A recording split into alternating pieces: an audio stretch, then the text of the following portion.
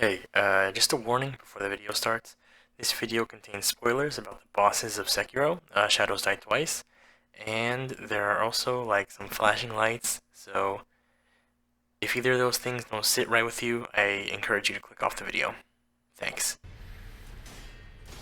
Sekiro is one of my favorite games in recent memory, and that's all because of this game's expertly crafted combat system. The combat in this game is so smooth, it makes fighting almost any enemy a highly enjoyable experience. The way you can seamlessly go from offense to defense while exchanging blows with any given enemy really makes this game a pleasure to play. My only gripe with this system is that learning how to actually like fight efficiently and use this system to the fullest does take a bit of practice and the learning curve is kinda steep. However, if you stick with it, you'll have an extremely rewarding and satisfying experience on your hands. Now, what's a good battle system without good enemies to fight? Today we'll be taking a look at Sekiro's bosses, and I'm going to be ranking them in a tier list. Basically based on how much I like fighting them. Now before we start, let's define the tiers. S tier, this boss is great. I love it, I love fighting it, very little I don't like. A tier, still great, but I find a small reason not to like this boss as much. B tier, good boss, but there are a couple reasons why I don't really like it as much as the A tier ones. C tier, this boss is not good, but it's not bad either. It's kind of middle of the road, kind of whatever. And F tier, I straight up don't like this boss. I don't like fighting it, I don't like... It's just whatever. Alright, let's go. First up we have Gyobu. As a first boss, he's okay. I think it does a good job of easing beginners into this game. His attacks are generally well telegraphed. They're pretty slow most of the time, and they have like a lot of wind up, so they're kind of easy to read. He's also kind of easy to stagger, so that kind of mechanic, it rewards players who recognize when they need to attack and when they need to back off and block a little bit. It also has a fair bit of prosthetic usage, which is pretty good because it teaches new players that you're not supposed to just fight with your sword. You can use your prosthetic tools. Namely, in this fight, it's going to be the firecrackers and the grappling hook. However, he kind of tends to run around a lot, which kind of breaks the flow of the fight for me. He likes to create a lot of distance, and then when you get up close to him, it kind of causes some problems. Like, he tends to miss sometimes when you're like right up at him, which you kind of have to be because your sword is so much shorter than his weapon. And then once you do get up close, it kind of causes some camera problems sometimes as well.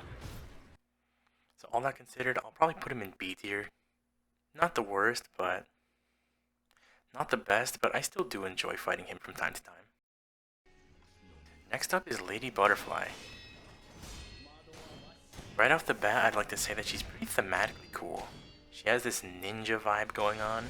She's fast-paced, she jumps all over the place, all of her attacks are really quick. She has those ninja-type techniques in the form of like throwing knives, like that really thin string, I don't know what to call it. She also has an interesting mechanic with her illusions. I do feel that they are a little bit underutilized, but I'll talk about that in a minute. Lady Butterfly does present a bit of a difficulty spike after coming off the shoes of Gyobu, but that's not really an issue because you can just skip this fight and come back when you're ready. It's by no means a required fight. It's also pretty cool that they incorporate her, that they thought to make her weak to shurikens when she's flying all over the place.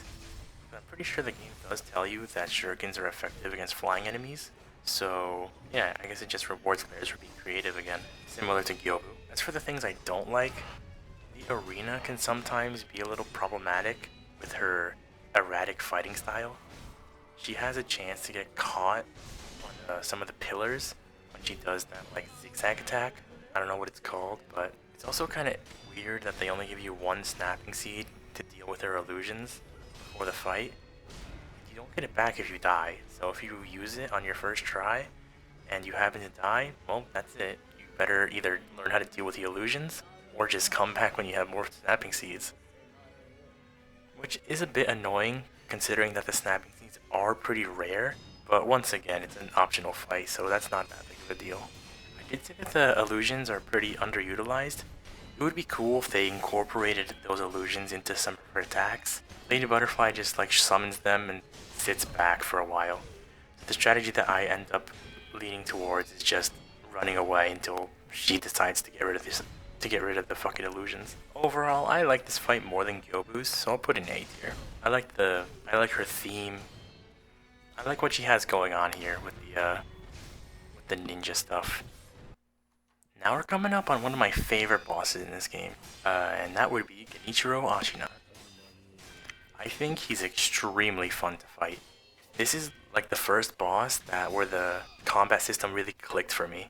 Like I remember for fighting him when I started to understand how this game was supposed to be played, and the experience that offers is really, really rewarding. But to the boss itself, all of his attacks are great. Well, most of his attacks are great. Oftentimes, you'll get into a full-on sword fight parry battle with him, and it feels amazing. You're trading blows back and forth, just waiting for him to present an opening, and then he presents the dumbest opening I've ever seen. That being his bow. Sometimes you're just wailing on him, exchanging sword blows, and then he pulls out his bow for no reason, and he just gives you a free hit. For no reason. And that really breaks the pace of this fight for me. It also really shortens this battle, which is kind of a shame because when you have a really fun boss like this, it kind of sucks when you beat him in like 30 seconds and it's over because he pulls out his bows like 6 times in a row. His second phase does introduce a very interesting mechanic in this game, and that being lightning redirection.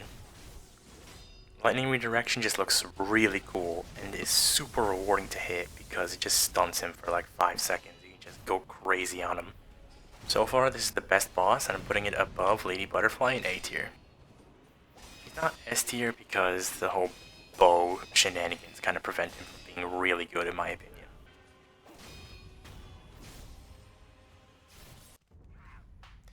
Next up, we're at Folding Screen Monkeys, and man, they really dropped the ball on this one, I'm not gonna lie. The whole point of this boss is that you have 4 monkeys. Each one is good at a different thing. One has great hearing and terrible vision. The other one has great vision, but terrible hearing. One of them is kind of average at both, but has a really loud voice, so he can warn the other monkeys. And then the other one is invisible, which I don't know how I feel about that, but whatever. The way that you're supposed to fight this boss is you're supposed to lure each monkey to a respective room with a hazard that kind of impedes their specialty, so you can isolate them and kill them. And in theory, this sounds like a really cool idea. Having a boss where you're not supposed to swing your sword, but instead outsmart the enemy, that's a really cool idea. But it just doesn't work. This fight usually breaks down like this, if you know the strat. You turn around, you kill the invisible one, and then you kill the other 2 of the remaining ones by just rushing them, and then chasing the last one in circles over and over again until you get lucky and just catch him at a corner, which is way faster than doing the intended method. And I know this is not the intended way, but when the intended way makes you run around trying to lure each monkey to its respective trap to even get a chance to kill it, but when you can just fight the way you usually do, skip all the baloney with luring the monkeys to their respective room and saving like 5 minutes, 10 minutes maybe, depending on how long it takes you, what's the point in having the boss be a puzzle when you can just kill them straight up? Anyway, this boss is F tier. I hate this boss. Also, if you don't know that there's an invisible monkey, fuck you, I guess. Have fun trying to find it.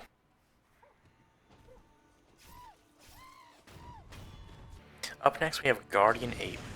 Thankfully, they picked the ball back up on this one, because this boss is actually pretty good.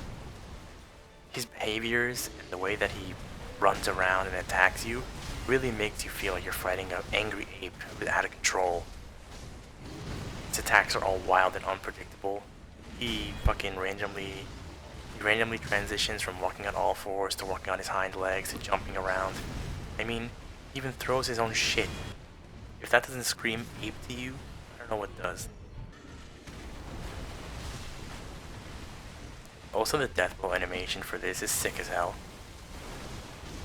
You grab the sword that's lodged in his neck and you just decapitate him. That shit's awesome.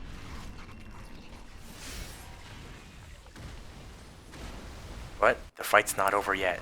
He comes back to life and he starts fighting you while holding his head. This caught me really off guard the first time I fought him. They also nail his ape-like behavior when he's holding a sword as well. He switches fighting styles, which I think is really cool. They basically have two different bosses rolled into one here, and I think that's really impressive on the developer's part. The way that he swings the sword, it's not calculated and precise like Genichiro or even Gyobu. He swings his sword around haphazardly, like he doesn't know what the hell he's doing. Also, it's a nice little detail that if you use the spear on his neck, when he's stunned, you pull out the centipede, and you deal a huge amount of posture damage to him. That scream that he does is kind of annoying, but you do have the chance to stun him if you just keep attacking through it, but I wouldn't recommend it. But the fact that you can stun him kind of lessens the inconvenience of that attack. I'll put him in A tier right below Genichiro.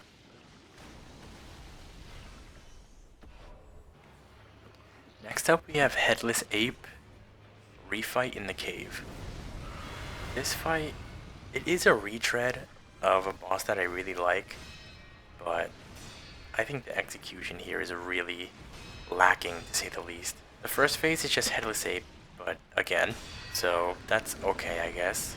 The greater part of this boss fight comes in the second phase, where Headless Ape calls down a friend? Girlfriend? I don't fucking know. It won't take you long to notice that his girlfriend or whatever is just a reskin of Guardian Ape.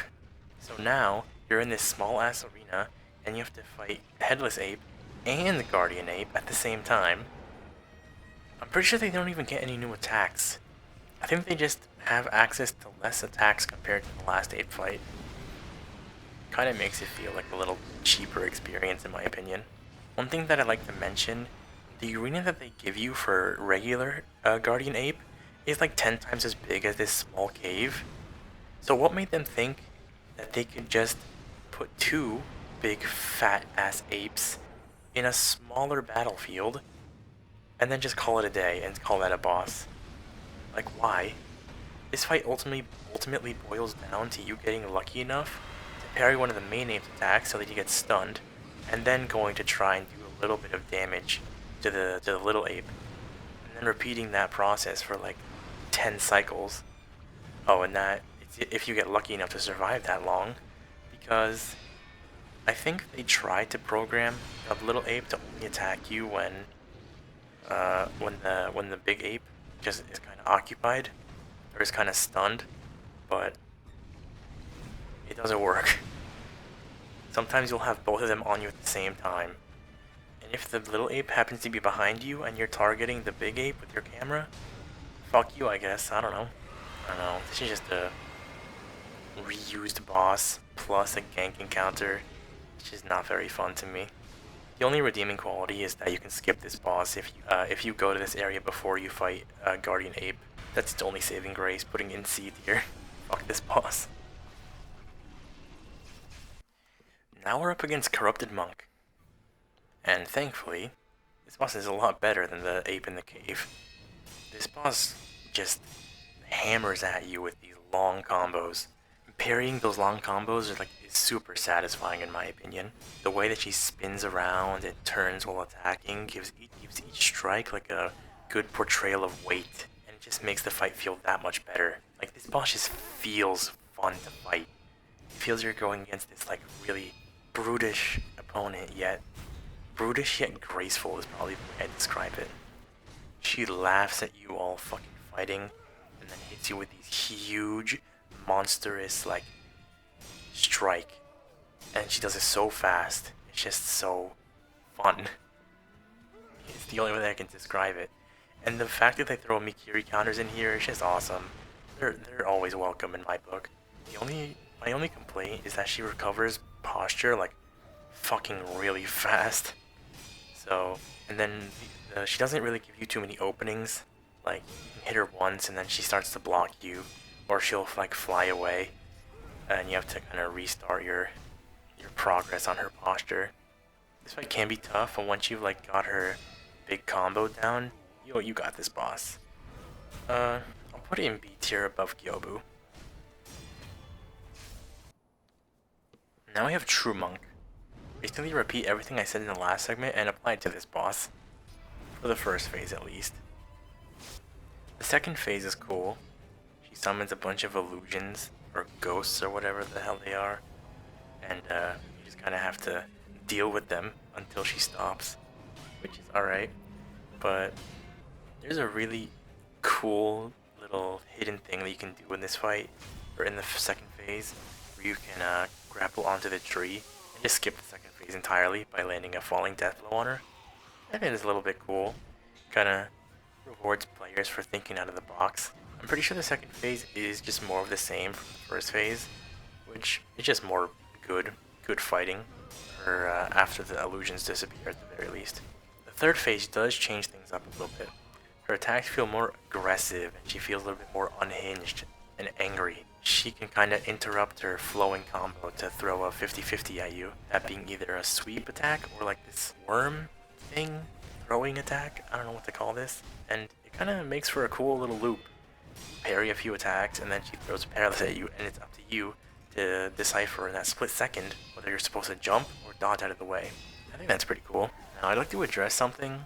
I know that I said Headless Ape in the cave. I faulted it for being a reused boss, but this boss is actually good.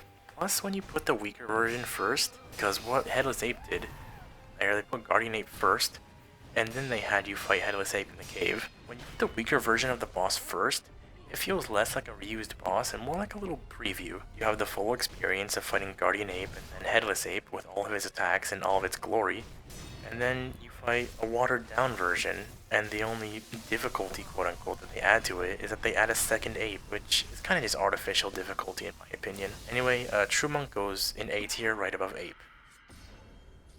Next up we have Great Shinobi Owl. This fight is great. The main appeal of this fight is the fact that it kind of feels like you're fighting yourself. He has many attacks that are similar to our own. He has firecrackers, shurikens, poison, smoke bombs. He can heal. You can use the Chasing Slice, which is one of your skills that you can unlock. He even tries to death blow you if he breaks your posture. And as a really cool detail, if you try and use a thrusting attack, he'll Mikiri counter you and fucking kill you. That's pretty cool. I don't think any other boss does anything similar to this, to my knowledge at the very least. Looking past just the similarities between our attacks, this fight is just mechanically fun. It's fast paced, the battle flows really well. Whenever he backs off, he quickly tries to close the gap and get back into the action. There's never a dull moment in this fight. It always keeps you on your toes, and I really like that. There are more Owl fights later, so I'll have more to say about him later. But for now, he's at the top of A tier. I really like this fight. Now we have Owl Father, and I think this fight is fucking awesome. Everything I said about the first Owl still holds true here. Everything is turned up right to 11. He's even more aggressive, the flow of the battle is even smoother, and the new attacks he gets are fucking great. That Shadow Rush thing that he does, which is another similarity by the way, and all the shenanigans he pulls with the Mist Raven Feathers, that shit is fire. The only thing I can fault this fight for is the arena. It's the same one as Lady Butterfly, but I don't think it impedes Owl as much as it does Lady Butterfly. So I'm inclined to put this one as our first S tier. I really, really, really like this fight. Now we're going to be talking about Divine Dragon. To put it shortly, this fight is really disappointing. The atmosphere and the visuals are really on point here, but the mechanics of this fight are kind of boring to be honest. The whole fight boils down to you getting past his wind attacks, and then waiting around for the lightning to come down above one of those tree stumps, then catching it and throwing the lightning at him, and then rinse and repeat until you break his posture. Oh, and then halfway through the fight the wind blows you back, and then you have to have this little dodging segment where you have to block or dodge all of his wind slashes, which, I don't know, it's just kind of whatever. I mean, this fight looks fucking cool, but the execution is just boring. I don't know. Top of C. This boss is really disappointing in my opinion. Now, Emma the Gentle Blade. This fight is okay. It's cool how you can kind of see the similarities in how she and Ishin fight, because she's Ishin's attendant or whatever, personal doctor or something. She has that one Mikiri counter move, the sweep, the sheathing, the unsheathing attack, the grab that they both do. One of the highlights I can say about her moveset, that attack where she kind of winds back to that 3-hit combo, and then based on whether or not you get the perfect parry, you either get stunned or she gets stunned. I think that's kind of cool. Probably the most notable thing about this fight. Other than that, it's just kind of boring, and it goes past really fast. I wish this fight was kind of longer, but whatever. Bottom of B. Ishin Ashina for the Shura. This fight has some similarities to the way that the other Ishin fights are. That's kind of cool. The first phase is basically the same as Ishin Sword Saint. He does have this like strafe or dodge move that he doesn't do in any other fight, so that's kind of cool. That's like a nice little difference. But in the second phase, his fire attacks get introduced, and I'm kind of mixed on this fire. It feels kind of janky. The prime example of this is the attack that comes off with the Ichimonji attack. You have to parry the overhead slash, and then parry his first fire slash, and then jump out of the way. But it feels like it's chance to avoid the fire chip damage. So I end up running past the fire attacks rather than trying to parry them like I'm supposed to. I don't have much more to say about this. I'm putting it below Gyobu. Alright, Genichiro, Way of Tomoe. Honestly, I feel like this fight is kind of a downgrade compared to Genichiro on top of the roof. He is definitely stronger and more aggressive compared to his earlier counterpart. This fight is just way too short. He does have the Mortal Blade, but he doesn't even use it that often. And he only has one phase. There's no lightning. And he still pulls out his bow for no reason sometimes. Anyway, below True Monk. Now, Ishin Sword Saint. This guy is the final boss of all time. I love everything about this fight. He's aggressive, he has a crazy fighting style, and the difficulty is just really up there, which I think is a positive. Not everyone thinks that, but once you beat the boss for the first time, you kind of like how the harder bosses are hard, and the harder the boss is, the more you like it once you beat this game, I feel. But his fighting style just feels like you're fighting a great old master. No other fight in the game feels like this. The first phase is just the sword. The second phase has the spear in addition to the sword. And the last phase adds lightning redirection, which is something that only Genichiro can do. And showing that Ishin is just that much better than Genichiro. He can do everything Genichiro does, and he can do it better. This shit is fire. He even pulls out a gun at some point. With the switch, by the way. This fight has everything you could want in a final boss. This is top of S. Demon of Hatred. I'm not the biggest fan of this fight, to be honest. And it's not because this fight is hard. It's because it takes a million years to fight this guy. This guy's health pool is greater than any other boss in the whole game. Combine that with the fact that you barely get to deflect this guy's attacks, and he's constantly running around the arena, and you just get a Dark Souls boss in Sekiro. You usually end up depleting this guy's health before you get a chance to posture break him. Despite that, I think he's a really cool boss fight mechanically. I think this is what a change in pace should be for a Sekiro boss.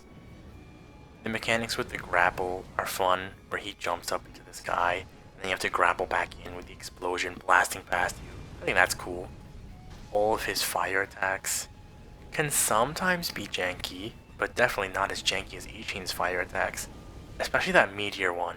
I hate that attack. Everything else in this fight is fine. It's just the fact that this boss takes a really long time to fight. I'll put him in the bottom of B. And with that, we're at the inner bosses. We have inner Genichiro, inner Owl, and inner Ishin. Each inner version of these fights are basically the same as their previous incarnations, but they just add like a little bit of oomph to each one. Like Genichiro gets his Sakura dance. Owl gets some more Mist Raven stuff to do. Ishin gets that cool spear combo. Oh, and Ishin and Genichiro, they can both redirect lightning at you twice, making for a kind of cool moment. But on top of that, each boss gets like a aggressiveness upgrade.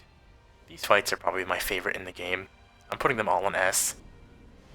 I'll probably put Owl on top of S with Ishin under that, and Genichiro right underneath Ishin. Inner Ishin. And that's my tier list.